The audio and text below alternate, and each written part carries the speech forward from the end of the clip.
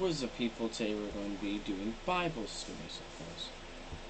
Joshua gets tricked.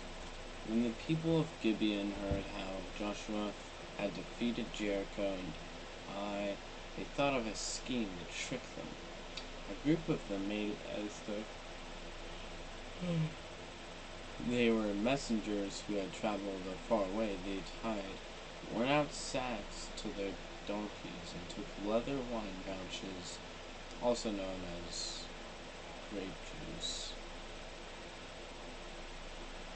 Well, it's a different type. That were cracked and dry. They put on old sandals and wore tattered clothes.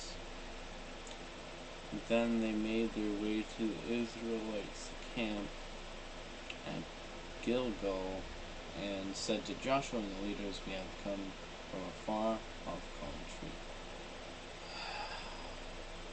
to make an agreement with you."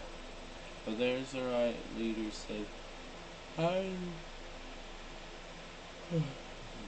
do we know you don't live nearby in our land?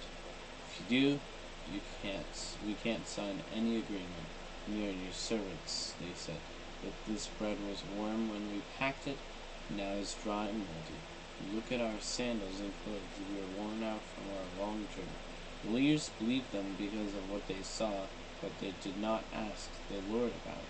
So Joshua made peace with them, and they agreed not to fight against them. The Israelite leaders also made a promise that they would not attack them. However, a few days later, they heard that these people lived in Gibeon, close to where the Israelites were. But the Israelites had to keep their promise, and so they did not go to war. Yeah, so that's why you ask God before you do something. Because if you were like, "Hey, I can just do it," well then, you won't understand the entire part of it. Well, I mean, you don't need to understand the full part of it, you just need to have God confirm the whole part of it for you. So that you actually know what you're doing.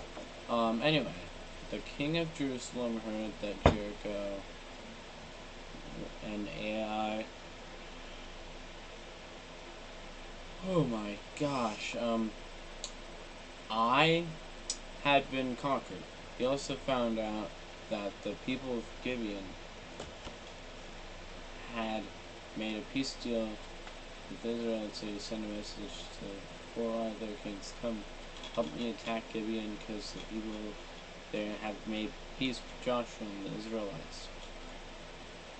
So yeah, apparently Israel is pretty popular.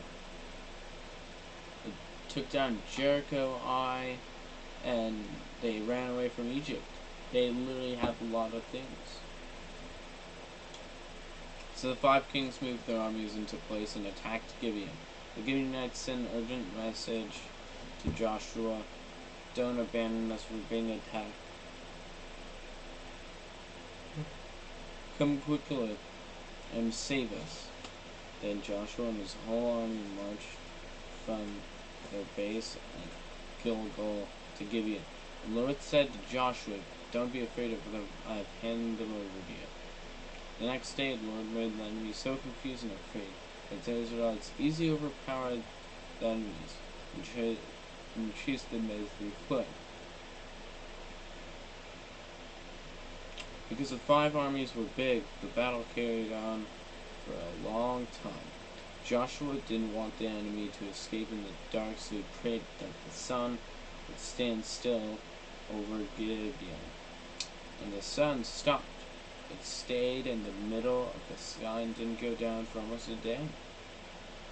And it was the first time the Lord heard a man's prayer to change a day. The Lord was fighting for Israel.